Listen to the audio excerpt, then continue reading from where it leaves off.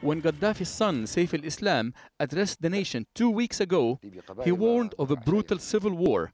Should those who are demanding the fall of his family not back down?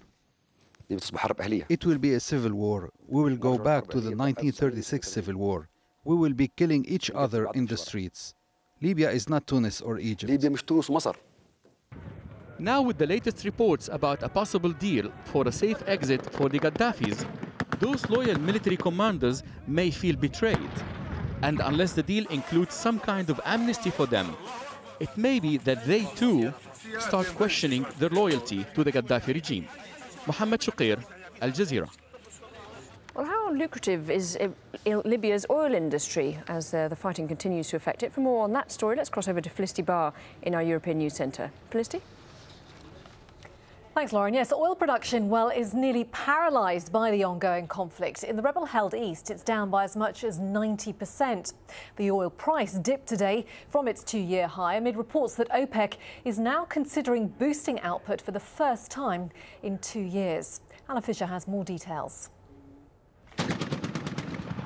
No sign of an end to the fighting in Libya, and that means trouble for the country's oil industry. As Africa's third largest producer, normal output is 1.6 million barrels of oil a day.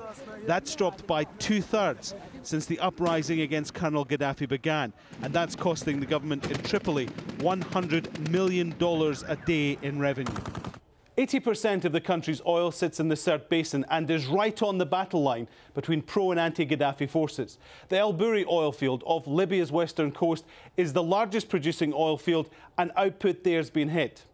The Al Hamra fields and the isolated Merzouq Basin in the south are still producing, but key foreign workers have left and they make up 10% of the oil industry workforce.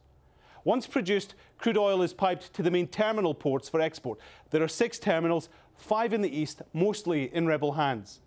Brega has been bombed by the Libyan Air Force as pro-Gaddafi soldiers have been trying to recapture the port. It's not working at the moment. The facility at Zu Eitina was bombed last week. Ras Lanuf isn't working after fierce fighting around there, and there's been fierce fighting around Zawiya, but it's still operating. There has not been damages to the oil installation, so there is no reason why, if the conflict in Libya ends relatively swiftly, there is no reason why Libya should not resume production. And then, whatever the issue of the conflict, any camp will have interest to increase oil production to get revenues from oil. Here's the other problem. The fighting means companies are reluctant to send ships into Libyan ports, and even if they do, it's not clear who they should pay, the Gaddafi regime or the rebels. Both sides in the fighting say they will not target oil installations, but that hasn't been enough to protect the industry. According to the latest figures, Italy is the biggest market for Libyan oil, followed by Germany and France. China takes 10%. Europe sucks in more than 2/3 of the output. Losing that supply forces them to look elsewhere, and that drives up prices across the board, making fuel much more expensive for everyone.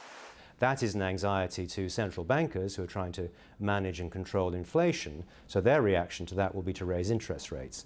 The knock-on effect of that could be to throttle down, to choke off what is still a very fragile recovery from the recession. The fighting in Libya has already pushed the oil price to a 2.5-year high.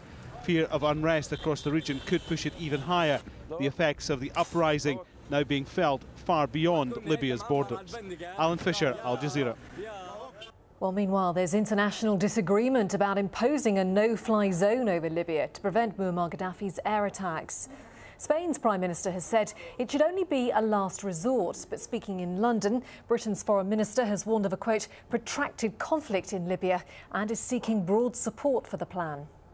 Work is going on in NATO on the contingency planning for this, so it is certainly a practical possibility. It has to have, though, the other factors that I was mentioning earlier. It has to have a clear legal base. It has to have the necessary international support, broad support in the region itself. Now, clearly there are elements of those things there. In terms of, as I mentioned earlier, the statement of the GCC, and clearly the opposition forces in Libya itself have already called for a no-fly zone. So those things are practical, but the broad international support and legal base for it would also have to be there. Cualquier intervención ha de ser el último recurso. Any intervention should be the last resort. There have already been many statements from the international community regarding what Gaddafi's regime is doing, that it should be enough for him to take note that this journey with no destination should end now. But I insist, the last resort should be the Security Council and, of course, the Spanish Congress. Now, there was some good news earlier for the man they call Monsieur Teflon in France. The country's former president, Jacques Chirac, has won a temporary reprieve after a judge decided to suspend his corruption trial. AlJazeera's Tim Friend is in Paris.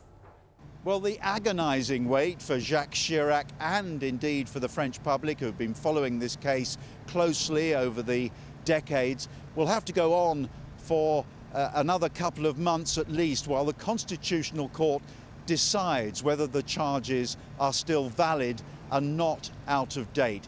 If they decide Jacques Chirac must come back to court, he will appear here towards the end of June to face the accusations that he misused taxpayers' money to fund his party machine.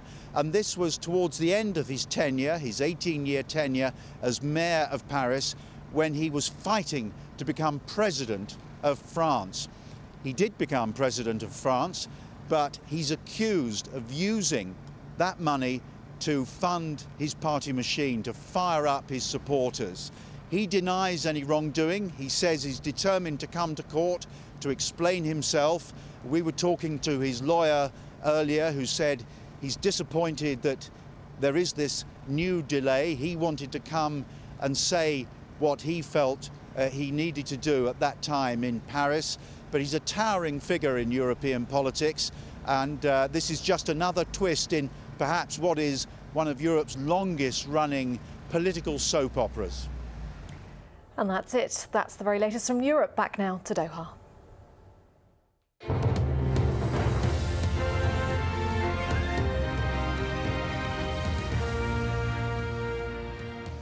Police in Pakistan have arrested a man over a bomb blast that's killed at least 25 people.